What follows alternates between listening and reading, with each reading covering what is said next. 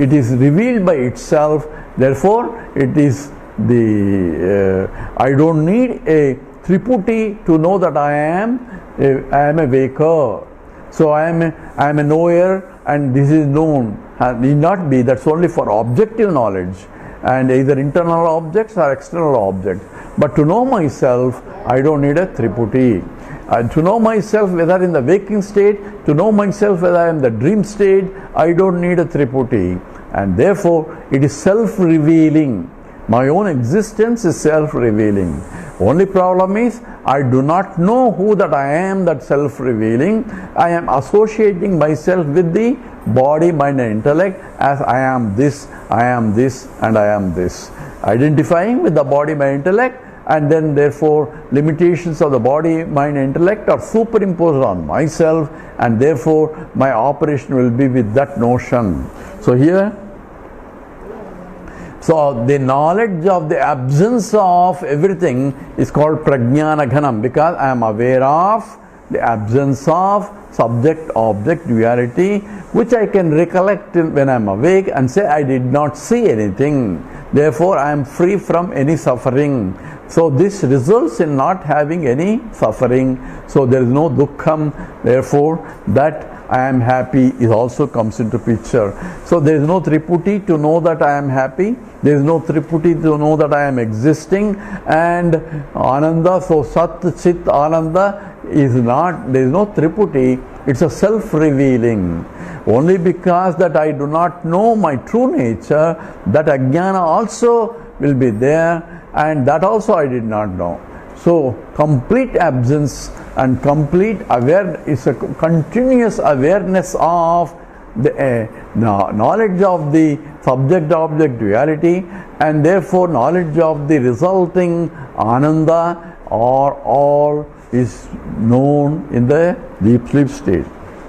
And since I am aware of the absence of this one, there is a prajnanam. That means consciousness is also there continuously. That's why it's called prajnana ghanam. So ekibhutaha prajnana ghanam. Eva anandamayaha. That is called anandamaya kosha.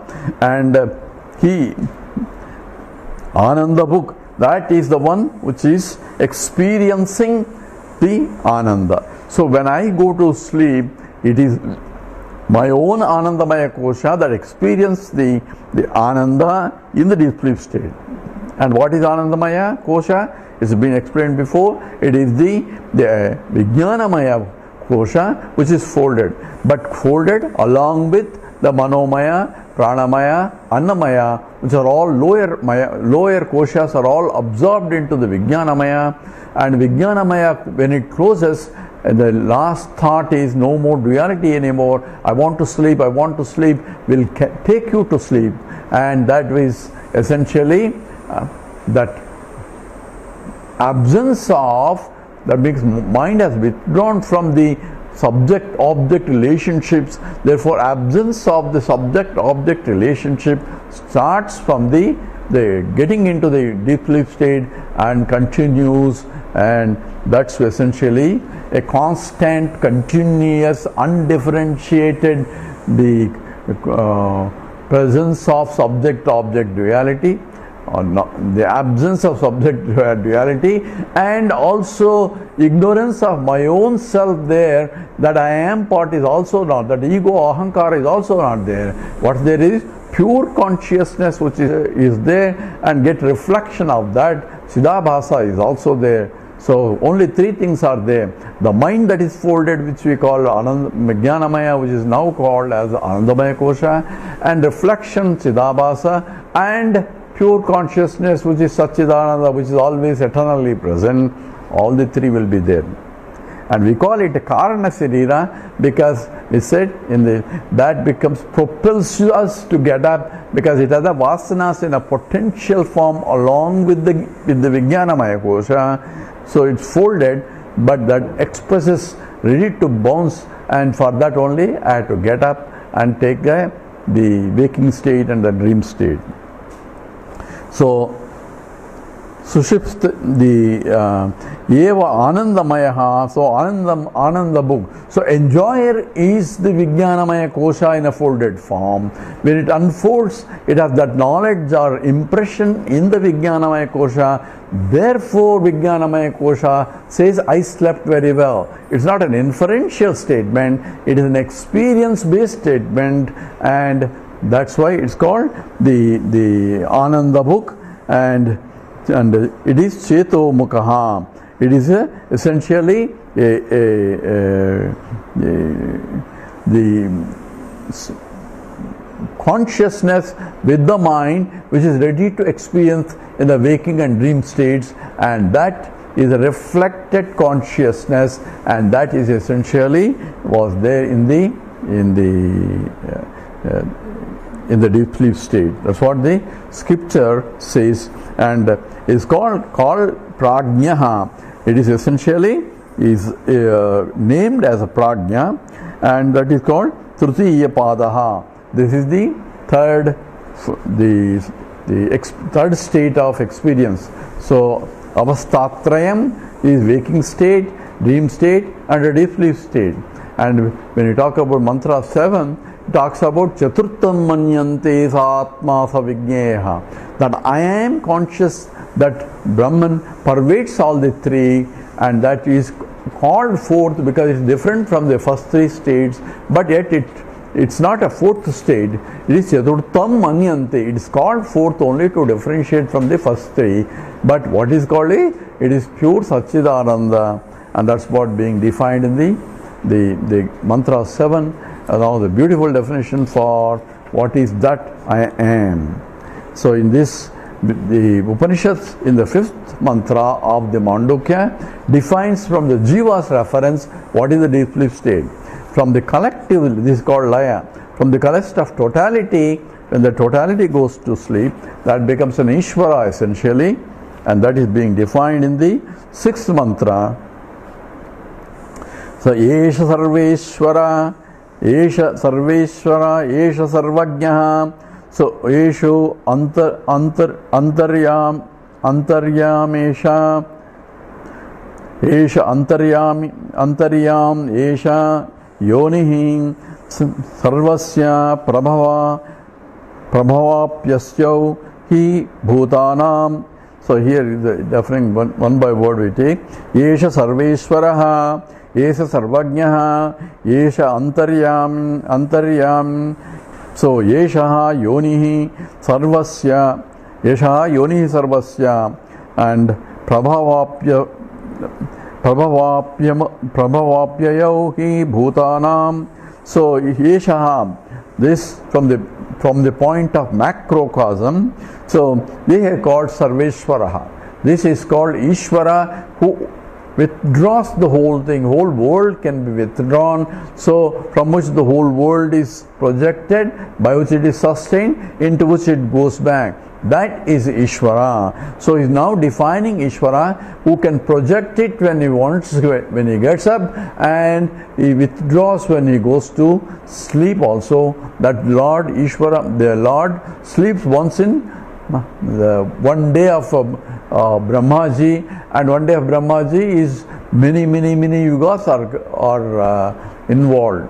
So 1 minute of Brahmaji is, involves the many years, many yugas too, because the whole day will be, many yugas will be going on. So one fellow went to Brahmaji. This may be a joke here. One went to Brahmaji and said, what is $1 million for you? Oh, that's very small for me. That's only a penny. So that's why he thought about it. So sir, can I have a penny from you? He says, oh, I can, no problem. Wait for a minute. He said, wait for a minute of Brahmaji, which means it will take many millions of years, which this fellow will not be there. So this is of course a joke to say that Brahmaji's time scales are different. See, we become a Brahmaji in the dream state. In the dream state, we go through many dreams, and each dream from the dreamer point is a whole life there. And you can see that a fellow can dream from being child to all the way going old in a small span, but that is from the span from the point of a waker, but it's from the point of dreamer, it's a long time. So depending upon what reference state, from the point of a waker, a creator, that's only a fraction of a second. Whereas from the point of a dreamer who is in the dream, that's many years maybe as he is growing up. All that, so the time scales are different. In the same way, Upanishad talks about, and in the 8th chapter of Gita, Krishna talks about in terms of Brahmaji sleeping, and many lives are involved in that. And we say why? Because the time scale is only depends on the reference state. It's not absolute. So time scale in the waking state is different from time scale in the deep sleep, in the dream state, and there is no time at all in the deep sleep state, because the time itself also gone when the mind is folded, implying that in order to know the time and space, you need the mind. Without the mind, concept of time and space has no meaning from the point of Jiva. So here, Yesha Sarveshwaraha. So when he is Sarva Ishvara, so he can withdraw any time and project it again when he gets up. So projection and withdrawal, and not based on his vasana, unlike the Jiva, but the collective vasana of all people makes them to create according to their vasanas. So 14 lokas are created, and according to each loka, there's a body, mind, and body has to be created, which is a gross, and the jivas are made to enter into their respective bodies so that they can exhaust their vasanas. So this is what Sarva Ishvaraha. He is the Lord of everything. Yesha Sarvajnaha, and since he is going to create, he should know the knowledge of creation. So Brahmaji is married to Saraswati, who Saraswati is a embodiment of knowledge. So without the knowledge, he cannot create anything. So if I want to build a house, I should have a know-how of how to build a house. And he is going to create the whole universe. So everything that is there in the universe, that are discovered and yet to be discovered, or within the universe, or should be, he should have the knowledge of that, since he is a creator. So he is Sarvajnaha. In the Mundaka Upanishad, they use the two words. One is Sarvajnaha and Sarvavit. Sarvajnaha, Sarvavit actually means the same, but there it is differentiating that he knows the objective knowledge, Sarvajnaha, and Sarvavit. He knows the Paravidya, because it starts about Paravidya and Aparavidya. So he has a knowledge of both Para and Apara, and that's why the Upanishad uses two words. He is Sarvajnaha and Sarvavit. Here is only Sarvajnaha being used here.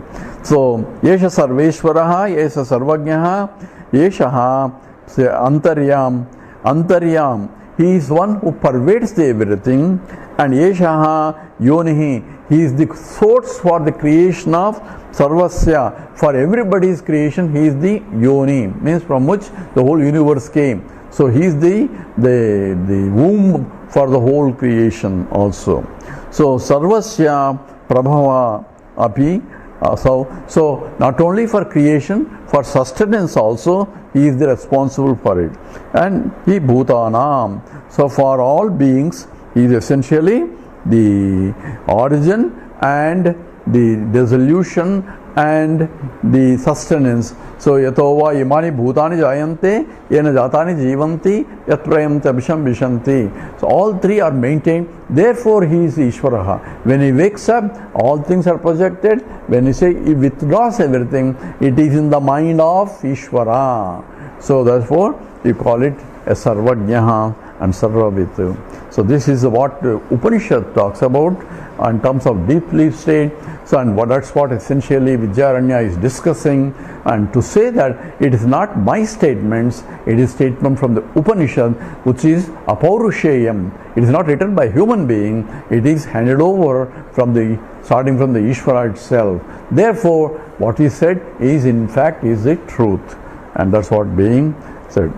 Next we will take about the objection by a student in the Panchadasi text, and that we will analyze in the next talk. We'll stop here. Om Purnamada Purnamidam Purnat Purnamudachyate Purnasya Purnamadaya Purnameva Vasishyate. Om Shanti Shanti Shanti. Harihi Om Shri Gurubhyo Namaha. Harihi Om Shri Gurubhyo Namaha. Harihi Om. To Atharvana Veda. So I know Sama, Rig Veda, Yajur Veda and Atharva Veda. I know all the 4 Vedas. Essentially, he knows the names of 4 Vedas, and he knows that there are 4, and he knows that there are 4 Vedas. So give me my money, because you said whoever knows Vedas, 4 Vedas, I'm going to give award. So what the king wanted is to know completely the contents of the Vedanta. Not just there are 4 Vedas and the names of the 4 Vedas. By knowing I know physics, I know chemistry and all that, I will not know what is the contents of physics or what is the contents of chemistry. By knowing the names, I will not know the contents. And here the same way, Vedas Chatvara Ichevam Vedbame Dhiyatam. So give me my money. So it's like saying to the king that give me, because I know there are 4 Vedas. So same way, when you say that I have a teacher and now through the teacher I am able to know that deep sleep state is Brahmananda, but I don't feel that I am Brahmananda. So what should I do? Why I am not feeling it? And therefore he says, just like the fellow who knows that there are 4 Vedas without going into details of what exactly 4 Vedas really mean. So continuing to me, this give me the wealth, you see. Sankhya me vaisha janati, Sankhya me vaisha janati, Natu veda na seshataha, Natu veda na seshataha, Yaditarhitvam apyeyam, Na sesham brahma vetsihi, Na sesham brahma vetsihi. Together, Sankhya me vaishadanati, Nadu veda na seshataham, Editarhitvam apyevam, Na sesham brahma vetsihi. So, Esha, this person, Sankhya, the number, Eva jana, there are 4 in number, and he may know even the names also. Here only, about the number only he mentioned here. Sankhya, number Eva janati. Nadu Vedan Asesha. He does not really know the Vedas without any Aseshatha. Completely he does not know any Vedas. So, Yadi, if Tarhi das evam tvam api Brahma Asesham nahi vetano. So, you should know, to claim that Aham Brahmasmi, you should know that completely, fully. Aham Brahmasmi. That means it's not even the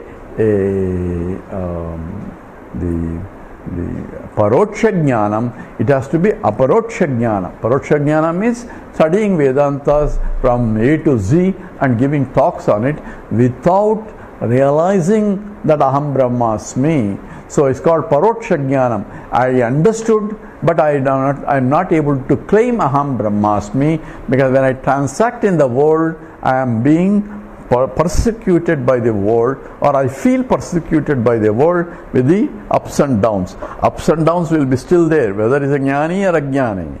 But a jnani knows that ups and downs is that which comes and goes. So this is only a game of life where you win or you lose. That's what the game is. Sports, real sport is that you have to fight and play, and even if you lose, you enjoy playing itself. Result is not important, but playing itself is fun. That's what a sport is.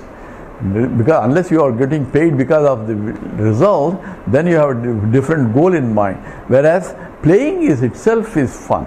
So when I was sitting there, I used to have a cat, and the cat is always, whenever I sit and study Vedanta, it also comes and sits in my lap. So I thought it has become Vedantin. So it was when you give a ball, it starts playing. So he says, why is it playing? So it was playing the ball and throws it, even when it catches something and it doesn't eat it, plays with it, leaves it and then again catches it, leaves it and again catches it. So it's a game for the cat. It likes to play. And I asked, why are you playing? So why do you want to play?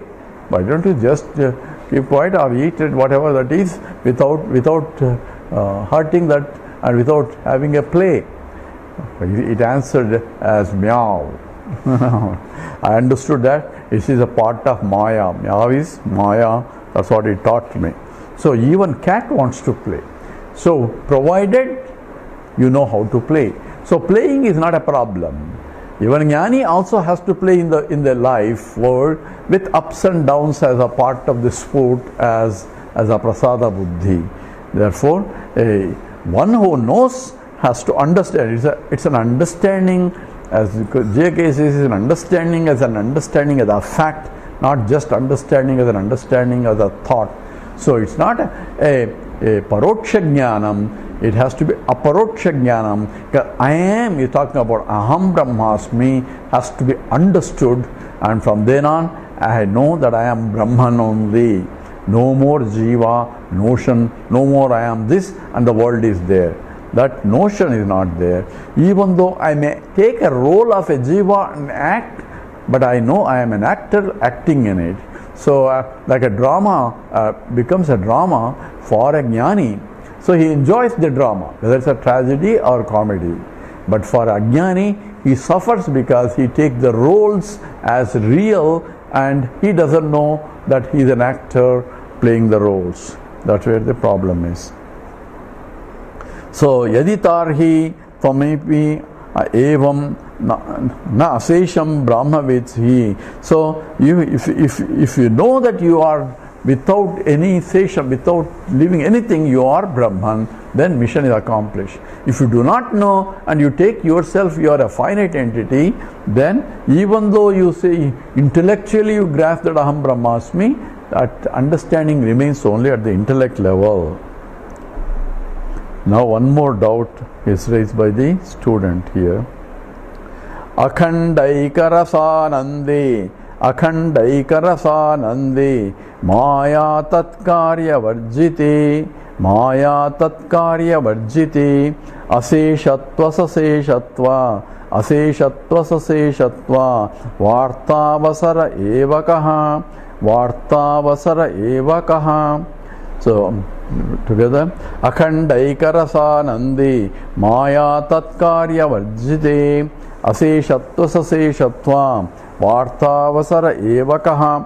So Maya, the power of Maya, tatkaryam, and its effects, varjite, so devoid of akhanda ekarasa anande, in one constant awareness of the absence of suffering. Therefore, akhanda ekarasam is homogeneous prajnana ghanam, homogeneous reflection of Brahmananda, and that Anande, in that Brahmananda, aseshatva, and without any sesham, without any a bit of separation, that means completely, saseshatvam, or partly, varta avasaraha. So why you can talk about the saseshatvam, aseshatvam, etc., the fully and partly and so on. So what is the purpose of talking about, possibility of the talk? Ekakaha, what is there necessary in order to talk about once we are in that state, in the deep sleep state, what's the necessary of talking about aseshaha, saseshaha and all that? So essentially, in the unbroken bliss of Brahman, that is beyond Maya and its effects, and fully one is in that. How about the statement of, if that is right, so when Brahman Paramatma is without parts, one without a second, then who is beyond Maya and its effects, then why this knowledge of does not arise immediately to the student? If there is one without a second, why doesn't it arise spontaneously into the student? Why knowledge doesn't come when you are in the deep sleep state? So here students, teacher says, Sabda neva patasyahi Sabda neva patasyahi Teshamarthancha pasyasi Teshamarthancha pasyasi Sabda patertha bodhasti Sabda patertha bodhasti Sampadyetvena sishyate Sampadyattvena sishyate Sabda neva patasyahi Teshamarthancha pasyasi Sabda patertha bodhasti Sampadyatena sishyate. So Sabdam, that is words, eva patasi. So one chants, so the one chants like Vedas 1 to end. So apagaha tesham arthancha. So the meaning of the words also have to be pasyasi, discovers. Sabda pate, if merely chanting te for you, artha bodha, the meaning of the words comes in, sampadyatena attains, sishyate remains. Then there is a difference in the chanting and chanting with the knowing of the words. So saying that is Brahman and this is Brahman, experience of Brahman is different from knowledge of Brahman. So this is where the statement is being asked. So I am experiencing the Brahman in the Brahman state. Then why is this plurality coming again? And why I don't have the knowledge of that? So why I am not feeling a Brahman again? So once you become a Brahman there and then when you don't become Brahman, then what kind of knowledge it is? So it is coming and going, then that knowledge is not permanent also. Then I have samsara again. So what is the problem? It says here, the teacher answers, it is like studying, by hearting the Vedanta is different from understanding the Vedanta. So not only I should, by heart is only for memory, so repeating the words does not make anything, and by repeating something about the laddu is good, laddu is sweet, you can read, but that makes no difference unless you eat laddu and enjoy the laddu. So therefore, it is true for any experience. So experience based knowledge. So one can experience without a knowledge. One can have knowledge without experience. But here is knowledge itself becomes an experience because knowledge reveals your own nature because you are that already. So it's not the lack of it, but if you don't have clear understanding, you still yourself take yourself, I am this. So as long as I take myself, I am a jiva, then understanding is not clear. So by repeating the statement of the Tattvamasi, I am, aham brahmasmi, aham brahmasmi, aham brahmasmi, I am Brahman, I am Brahman. There is also people who do meditation, or who am I, who am I, who am I, who am I. By doing who am I, by rejecting what I am not and say I am, is not going to help you unless I have clear understanding what I am rejecting. At the same time, I have to say who is that I am also has to be learned, not by rejection, but also having the knowledge of who that I am is. How do I gain the knowledge? By rejecting I am not this, you won't get the knowledge. You have to have the study of scriptures which tells who is that I am. When you reject all that, that artham has to be there, meaning has to be there. So he is continuing that, 84. Arthe vyakaranat buddhe, arthe vyakaranat buddhe, sakshatkaro vasishyate, sakshatkaro vasishyate, syat kutartattvadhiryavat, syat kutartattvadhiryavat, tavad gurum upasvabhoh, tavad gurum upasvabhoh.